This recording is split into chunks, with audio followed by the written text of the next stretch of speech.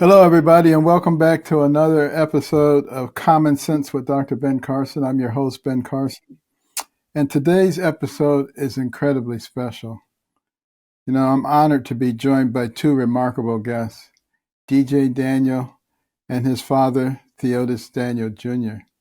You may remember them from the president's congressional address to both houses, and DJ was named an honorary Secret Service agent. But what you may not know is the full depth of his courage and his faith and the incredible bond that he shares with his father. He was diagnosed with brain cancer and given 5 months to live. That was back in 2018. Here we are in 2025, and he's still alive. What a story. Today we're going to talk about faith and resilience and what true honor looks like. How moments of strength can shine through even in the darkest times. So, TJ, Theodis, thank you for being here. Thank you for being such an inspiration to our nation. And I'm going to ask you, DJ, to tell us a little bit about yourself. What do you love? What do you dream about? Well, I love law enforcement, and I was always dreaming of being one. And then when I was turning 11, my dad had some state troopers come to my cousin's house, and that was my second one. And what do you like to do? I mostly like drawing stuff. Oh, you're an artist. And when did you develop this interest in law enforcement and police? When we were in the JRB. And what about when did you find out about your diagnosis? Okay, so it was September 18th, 2018. It was a Monday morning. It was the first day of school, and he didn't get up like he usually do. I used to make jokes with him. I said, man, you so early. I said, man, you. I said, you wake up before God wakes up. I said, if you ever go to sleep, I said, I don't understand. So you make the roosters mad because you beat them up. But this day he didn't wake up, so I had a woke him up, and he stood up, and I was like, you tired? He said, yes, sir. And so I was with his mother at the time, and so she used to take the kids and then give them all baths and things. And then I heard his blood curdling scream coming out of there, and I came in there, and he was kind of like locked on her, and he was looking up, slurring his words, and I was like, "What's going on with him?" Hmm. A few seconds later, he went back to normal, and I was like, "You tired?" He's like, "Yes, sir." I said, "Okay, well, come on, lay down on this couch, and we'll just take care of you last." And so he laid down on the couch. He got up, walked around, walked past me like he didn't see me. I'm talking to him, and he just walks back around me and lays back on the couch. I'm like, well, something's weird here. And so I asked him, I said, you all right? He was like, slurring his words. I said, oh, yeah, it's time to go. He jumped in a little Impala, tearing rubber, smoking wheels all the way up the street, get up over to a clinic. That was about the closest thing to the Texas Children's Clinic. And we ran in there, and the ladies, they shut the clinic down. And he started seizing on the table, and firefighters came in the EMS. They picked him up and carried him, ran out the front door, and jumped in the back of the ambulance, and we were hauling buns. I'm talking about we were hauling more buns in a bread factory, and we got to the Texas Children, and they hurried up and took him into the CAT scan room and had like a glass window with all these doctors with white coats and they're folding their arms, and they started scanning him, and when I saw those arms unfold and they dropped and they looked at me, I told his mom, I said, "Oh, they found something." Hmm. And so the doctors asked me to come there, and I went in there, and they said, "We got to go in his brain now. Um, he's got a tumor, and it's attached veins to both sides of his brain. It's serious." And so that's pretty much the tail of it. And then when the doctor said that he had 5 months to live, it's just like, that's the last thing you want to hear. And so, Wow. but his love for law enforcement, let me elaborate on that one, was when we were displaced by Hurricane Harvey, and we lost everything. Just moved into a new place too, so everything was gone. And they called us refugees. We went to George R. Brown, which it was Mayor Turner's, the former congressman that just passed away here. That was his shelter at the time, and we slept on concrete floors, just with metal chairs around us, and eating MREs, all the unhealthy stuff. And some police officers brought him and his brothers to me, and they said I thought they were in trouble, and they were like, "Well, no, they're just funny how this little one just runs from the time he pops his eyeballs open to the night, and they entertain us because they act like what's it called, chipmunks, Alvin and the chipmunks, running back and forth." And he said, "Well, they said, well, can we just take him out this nightmare and take him upstairs for some pizza?" And here I'm looking like, "Don't play with my emotions like that, sir. You know you don't have no pizza in here." He was like, "Yes, we do." I said, "Well, let's go then." So we go upstairs, and pig is pork and grits is grocery. I tell you what, it was the nastiest vegetable pizza I probably wouldn't touch on a normal day, but that was the best pizza I ever had. And that first little small gesture, um, it was an everlasting impression. So old folks was always right. Your first impression is your last. Those And acts so he wanted to be a police officer along with my other ones, and pretty much this is how the story began. wow. Well, how did you guys feel when you found out that the president was going to honor DJ? Okay, so that part, however, that part right there, Dr. Carson, I got a phone call from Brett Powell, chief of staff there, and of course I didn't know who this was that called me, and I'm like, wait a minute, this is a prank call. I started just to put end on the phone, and I said, well, it says 202, so while she was on the phone, I googled 202, and it said the Washington D.C. I was like, man, you got to be kidding me. President Trump? Nah, that's not possible. So I went on and listened to her, and she says, well, President Trump and the First Lady, Miss Melania, would like for you to be their personal guest at the joint session. I'm like, okay, all right, I'm listening. And she says, what's your email? I gave her the email. She said, check your email, sir. I checked my email. She said, so are you that's good, that's your flight itinerary. So would you be willing to attend? I'm thinking to myself, well, you bought the tickets here, and what I look like saying no to President Trump. So of course we can make, well, we're gonna drop everything we gotta do to have it, get it done. And less than 72 hours there, we all flew there. I mean, everybody from Jocelyn's mother to Lake and Riley to Jason to Mr. Ortiz. I mean, the family from Butler, we all was in the little room, and we got to know each other and things of that nature. Now we were all asking each other questions. Hey, what are we doing here? We don't know. Well, And so, yeah, kept it a hush hush. I mean, we weren't allowed to post nothing or anything. They just didn't want nobody to know anything. yeah. Now you didn't know, um, DJ. You didn't know that you were going to be named a Secret Service agent honorary, did you? No, sir. When did you find that out? When they gave me the badge. Really? Not until that moment, huh?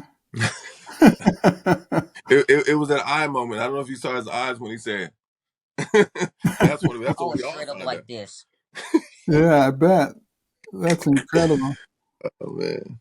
Well, the president said that you always dreamed of being a police officer. What does it mean to be a member of the honorary Secret Service?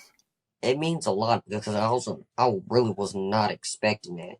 Theodis, have you ever met anybody else named Theodis? My daddy and the only other one that I know is Theodis Ely. Got that song called "Stand Up in It." That's about it. Yeah, it's a pretty unique name. Um, what's the journey been like for you? Uh, you're a single father with three sons. Yes, sir. How'd you manage all that? Just get up and just make it happen. My dad, he raised four kids by himself. Somebody murdered my mother, and it was after he had retired to doing 28 years in the Air Force, and he used to be a worldwide musician. He was on Ed Sullivan show and things of that nature. But um, I pretty much watched my dad do it, and he said, "Man, don't make no excuses, and you just get it done." And so I just take it one day at a time. I don't think about it. They didn't ask to be here, so you got to do what you got to do. Well, what were your emotions, both of you, like on that day, being honored in front of the whole nation? Must have felt really weird. Well, I ain't gonna lie. It felt like my soul left out of my body. Wow. And as for myself, I was just in. Well, you can see how I was reacting. I was like, "Are you serious?" wait a minute, what's going on? What's going on? And I'm looking at everybody else, and I'm saying to myself, so you all knew, you didn't tell us? That's messed up. I'm gonna have to get you back here. Yeah, I was just we were we were all floored. I mean, not just myself, everybody. Jocelyn's mom didn't realize her daughter was gonna get a whole park. And Yeah. Jason and I, we just got to talking. He was like, "Yeah, I really want to go to West Point." I said, "Wait a minute." I said, "Do you really? Have you studied President Trump?" And he was like, "Well, no." I said, "I'm gonna tell you now."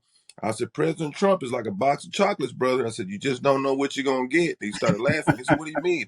Man, I said, "I wouldn't be surprised if he hooked you up." He said, "You think so?"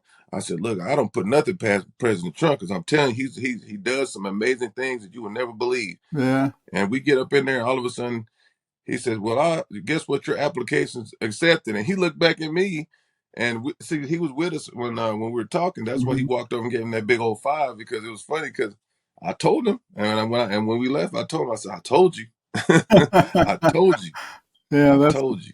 that's amazing. Well, it was a moment when he talked about DJ, and it was such an emotional moment for everybody and such an inspiration. And then you had the Mm. Democrats act the way that they did and allow politics to come into a moment that we should all be celebrating. A young man defeating cancer. I mean, how did you feel when you saw that? I didn't realize what they were doing until they got to about Jocelyn's mom, Hmm.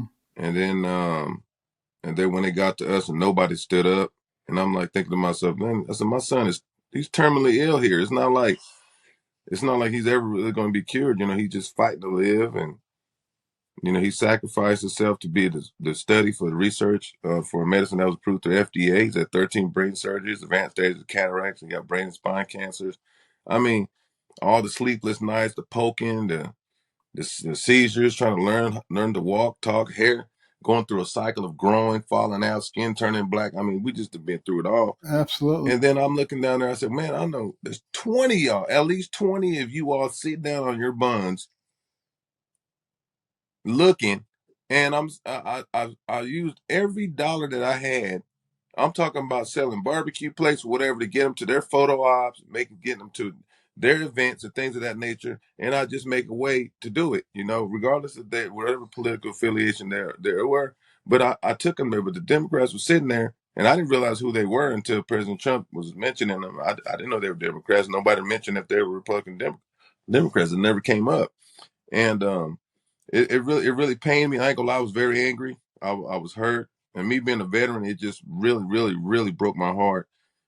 Because we expect the people that we put in positions uh, um, of like decision making skills for us and Right. represent us, and they act like 2-year-old babies. It just sends a bad message out there to the world, and that was not the time and place for it. And I'm sticking to it. I ain't gonna lie to you. I saw Mr. Al Green. I got a picture with him. People didn't believe me, but I swear to God, I went right up. We was at paying our respects to Congressman Turner, and I understand people were like, "Well, he didn't stand up." I said, "Well, this is the deal. Y'all got to learn how to put your differences aside for 1 second." I said, "I just paid respects to his life, okay?" And so we went, and Al Green waited till everybody left out. The whole chapel was like thousands of people in there, and I see him coming walking up real slow, and he points. He says, "I didn't know y'all were in there." I said, "Yes, sir." I said, "Well, you would have known if you would have got thrown out. You embarrassed the hell out of it." That's what I told him. So everybody turned around and looked at me like, he really saying that to Al Green? I said, "Man, I don't care about none of that." I said, I'm a whole man, and so are you. You must have forgot that you was a man before you got in that position." I said, "Sir, you think I could talk to you over there?" And he was like, "Yes, sir." So I let him take the picture. Of course, I paused and was like, "Man, boy, I'm gonna catch hell with this picture." But I said, "You go ahead and do it." And so I said, "Sir, I ain't gonna lie to you. I've never seen this gross display of disrespect coming uh, from a group of people that act like 2-year-old babies." I said, "But sir, that wasn't the time and place for this." I said, "My daddy and the old folks used to say there's a time and place for everything." I said, "But you stole our moment, and I want it back." I said, "I'm dead serious. I want our moment back. Apology or something."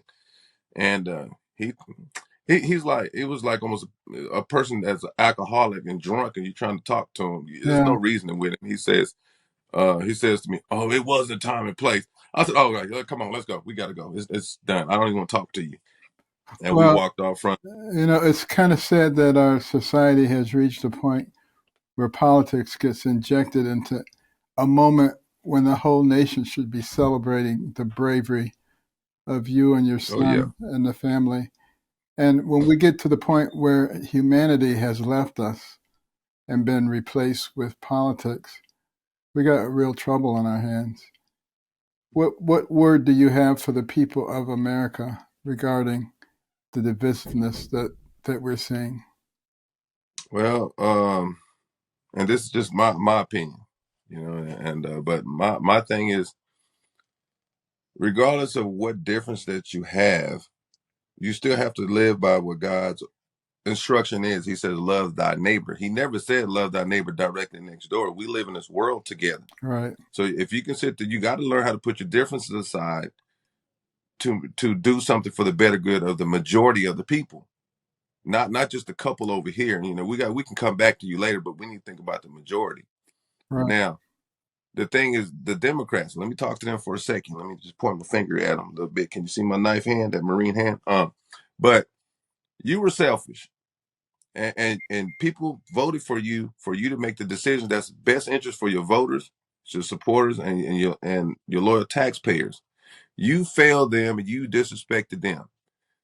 When you sat there and sat on your hands for two mothers that had to deal with some immigrants taking advantage of their daughters and killing them, and then you have a man after going into a shootout with the cartel across the border because they can't have their way. And then you got my son battling cancer. Your voters out there are going through the same thing. So my thing is that if they won't stand up for us, what makes you think that those people that you have voted in right now are going to stand up for you? In other words, get rid of them. Mhm. The cycle's got to be broken somewhere, and you got to get somebody with a backbone that can speak up for you and going to do what's right for the vast majority of people. You got to have some stinking common sense. I don't care what degree you have. I don't care what kind of bachelor, PhD, whatever you got. That don't mean that you're smarter than the person that's got experience and hands-on. And God don't bless everybody with common sense. Amen. That's simple as that. And be mindful of other people. You can't be in your feelings being selfish. We've been in a gaslighting, toxic, manipulative relationship a long time with the majority of these politicians. That's career. They want to be in their 50 years and then die in their position, be selfish. Like, I don't get it. Like me, myself, and I'm so mad. I told him, I said, you know what, I'm going to run for something.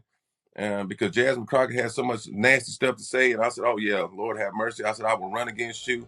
I will beat you, and you will never get back in it because we will not leave, which Amen. means the people with common sense.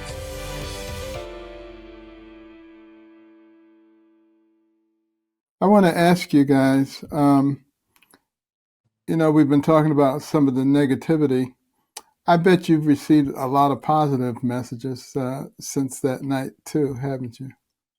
We've overwhelmingly, I mean, we just left Washington, D.C. again with Secretary Nome and Director Karen, and DeVarja did a video and stuff up there. And then we went to see Sarah Huckabee Sanders, the governor Mm, of Arkansas. wonderful. And at the airport, we probably took 300-400 pictures. I mean, people are so happy to see us. And I said to myself, boy, I haven't seen people this so supportive and so happy since pre-COVID. I said, people just kind of got out of touch of supporting each other. I said, but this is, I just sat back and watched people, and it just warms me up and it makes me feel good. I said, you know what? All this, God don't allow you to suffer. He only let you suffer for a breakthrough. And so I said, man, this is exactly what it's worth. All this suffrage is worth seeing what I'm seeing right now. And this is the way we're supposed to be. I said, this is what makes America great. When people Amen. come together from just being perfectly good strangers and turning into family and friends. Yes, sir. Well, you've allowed a tragedy to be turned into a point of light and inspiration for millions of people. And, Yes, sir. God has a way of taking things that don't look so great and doing something with them. So Yes, sir. How has your faith and the community, the faith community, supported you through this? Well, they've been there since day one. I mean, it's when he had 5 months to live. I doctor, I asked doctor. I said, "Well, what can we do about it?" He was like, "Are you a man of faith?" I said, "Well, sometimes." And he was like, "Well, I'm gonna tell you what, sir. You're gonna have to pray." I said, "Oh God, okay." So I started making phone calls, and first thing you do, you call some older ladies, some seasoned ladies, and I called, and they said, "Well, we're gonna start a prayer chain." So they called everybody, and she says, "Well, I got my prayer warriors in place. It's gonna work." And that's what happened. I mean, from every denomination, with different faiths all over the world. I mean, they got together and prayed. Prayer is good in singles, but it's better in numbers. Well, And so, it works. Prayer works, but you gotta have belief too. You can't be worried about something now. You can't be wishy washy. It's like having a fair weather friend. You can't be a fair weather believer. So if you believe, you got to believe all the way through, and don't absolutely. ever doubt it. Don't worry about when it's coming, because I tell you what, like I was saying before, a breakthrough. It's gonna be a breakthrough. So at the point of breakthrough and the beginning of the storm, you still got to go in between it. You got to go through weather. You're gonna get wet, but guess what? At the end, you'll break through, because you ain't gonna be in a storm forever. Well, DJ, you've had a chance to see your father at work, taking care of you and your brothers. What is it that gives him so much strength, do you think? Well, mostly, from my opinion, I think it's us not getting on his nerves or something like that. But the more that we get on his, but the more that we get on his nerves, that don't work out for us, or him, That was, based off my opinion.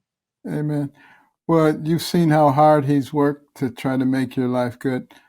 That was the thing for me, my brother and me. We were left at home a lot by ourselves because she was working 2 or 3 jobs at a time trying to keep a roof over our head, and we didn't want to disappoint her because we knew how much she wanted us to succeed, and it makes a big difference. But Theodis, a lot of people are wondering how did you do it? How how are you as a single father able to manage? I get that question a lot, and I say, well, I just watched my dad. I mean, he was. I mean, you got to think about a guy that went to Vietnam from the beginning to the almost the end of it. Spent 20 years in the Air Force, and then all of a sudden, he loses his wife to somebody killing her. He had to go overseas to go get her body and bring her back over here and things of that nature. And he just was tough. And he just talked to me. He says, "Man, don't God didn't put man on this earth for no excuses, Junior. You don't get no breaks in this world. God, man spends his time building this whole world. I tell you what, he never get a chance to enjoy it. But these kids didn't ask to be here." And he said, "God gave you clear instructions to lead, guide, and protect, and you just got to figure it out without no excuses. You just have to get it done." So that's just all I've done. I had to put all my stuff aside for these kids, and try to do what's in the best interest for everyone and anybody that's around us to be better. Because at the end of the day, like my dad always used to tell me, and I say it today too, I stand on my square. Hmm. I'm a square, so I stand on my square. So I have to be the light, and I have to shine bright as possible, and that's what I do every day. You're the same kind of person, no excuses. Anytime we came up with an excuse, the next thing out of her Oh mouth was a poem called Yourself to Blame. And we don't want to hear the poem, so we stopped making excuses. yeah. Well, my dad used to always tell me. He said, "You know what?" He said, "You a man." I said, "Let me tell you something. There's two things a man gonna stand on. I don't care if you butt naked on the street with no flip flops on." I said, "What is that?" He said, "Your word and your handshake." And one thing a man don't need to come out of his mouth is a but, woulda, shoulda, and coulda. Those are all excuses. So if you come out and start trying to tell me but and shoulda, woulda, because I'm gonna tell you this conversation's over with. You're gonna have to go home. Well, Those are all excuses. DJ, let me ask you, He was telling the truth. what advice would you give to young people like yourself who feel sad and discouraged about life?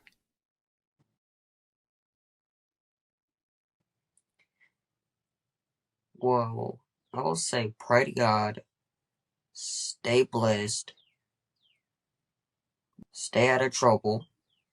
Don't go outside when your parents are not home, because you might not know if you get kidnapped or raped or anything. Okay, that And listen to your parents. yeah. If everybody would do that, we wouldn't have too much trouble, would we? Mm-hmm.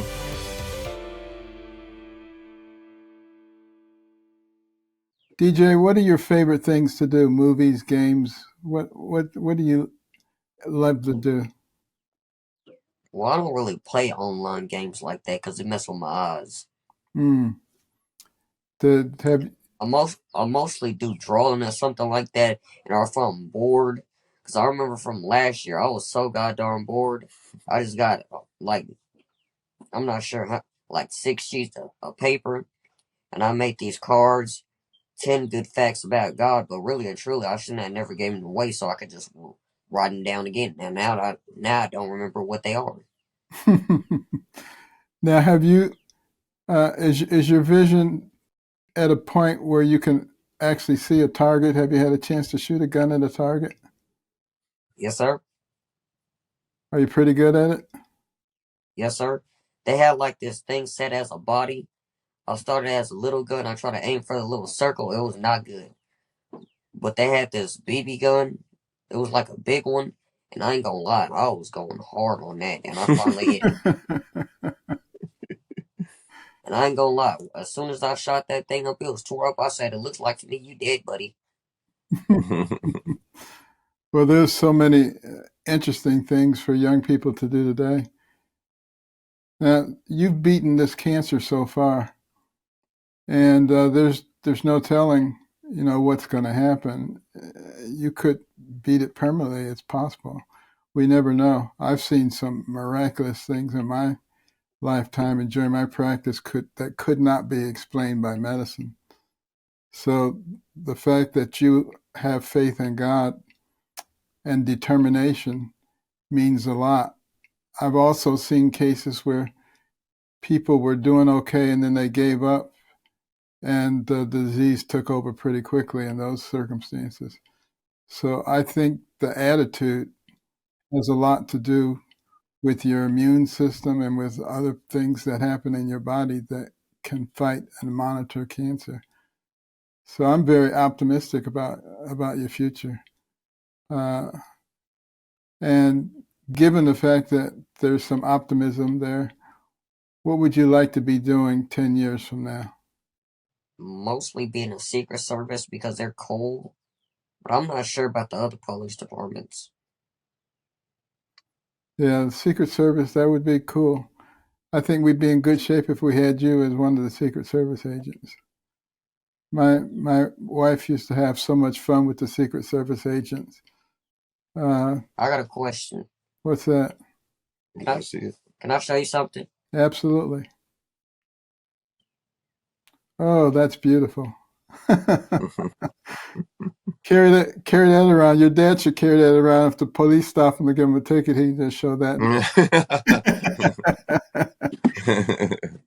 Now, Theodis, let me ask you if you could share one message of hope with the world and something that DJ's story teaches all of us, what would it be? It would be no matter how in your mind, your back is against the wall or the odds are against you. Um, don't accept it. There's always find the good in everything. There's always good in everything, and just don't give up. My dad used to tell me, "You can give in, but don't give out." I said, "Well, what that mean?" He said, "Well, if you give in, you can just take a break and come back, but if you give out, it's over." So, and just be positive, be kind. Um, follow the rules and guidelines that God has set for you, and you have an easier life. But don't be selfish and stingy and be nasty to people. It just doesn't make any sense. It's like when people start running for office, they want to start mudslinging, and that's not the way you should do things. You should be focused on what you're supposed to be doing, but they just don't do it. But there's no need in being nasty. But yeah, just have faith and pray. I tell you, just pray and don't question anything. And don't keep asking God, man, what's going on, God? I prayed 2 weeks ago. You still ain't answered me. He'll get to you. That's why he's taking so long. You keep bugging him. Well, I You keep think. bugging him. But I if I could say one thing, and hopefully maybe the governor Greg Abbott, and maybe he's watching today. Mm-hmm. But Mr. Greg Abbott, I know the two men that cut the tree off of you when you were running in Gregory Park, so I know both of them, and they never had a chance to meet you. I think it'd be a good thing for him to meet him, and also, sir, Harris County deserves a lot better than what they have. It's been a residual recycling of the same person in a different body.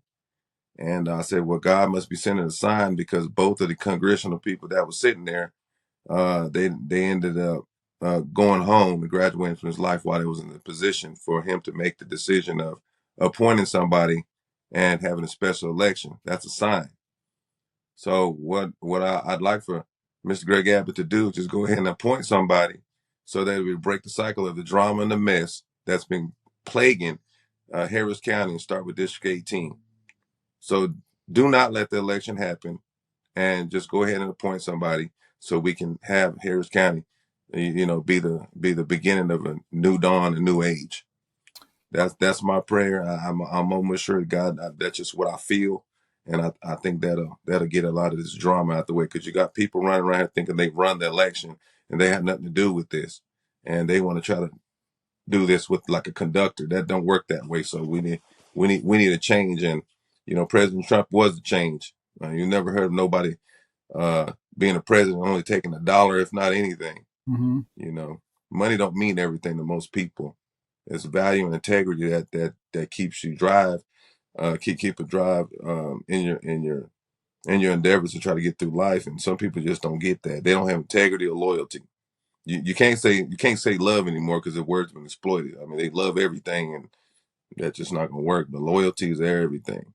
Well, you are the epitome of common sense, and DJ, you're the epitome of courage. And God is using you all for a very good purpose. And I want to thank you for joining me today. Our country is hungry for reminders that God is still at work in our lives. Yes. And your story shows us that. And thanks for sharing your heart and sharing your story.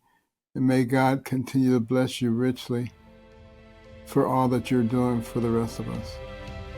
Yes, sir. Yes, sir.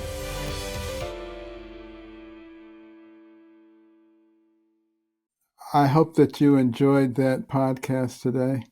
It's unfortunate that a moment that was meant to honor a courageous and inspirational young man like DJ is overshadowed by politics. And we all need to start thinking about what's important in our lives. Is it our relationship with each other and our relationship with God, or is it politics? And if we don't learn that lesson, we're not going to survive as a nation. We're much too strong to be brought down militarily, but we can be destroyed from inside by working on our fabric, on our foundation, on our families, and on our faith. And we get to decide if we're going to allow ourselves to be manipulated by those who are trying to destroy our families and our faith. We've seen an example of a young man who has great courage, who has a father, a single father, who has provided the inspiration to keep his 3 sons moving along in the right direction. It shows you the importance of family, and it shows you the importance of faith. We get to decide which path we want to take as a nation. So remember this story for the rest of your lives. And that's our podcast for this week.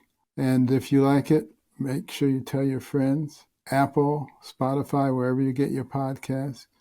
Give us those 5-star ratings and tell everybody, because we need to spread common sense. We need to make common sense common once again. And remember the foundational principles of American Cornerstone: faith, liberty, community, and life. See you next week.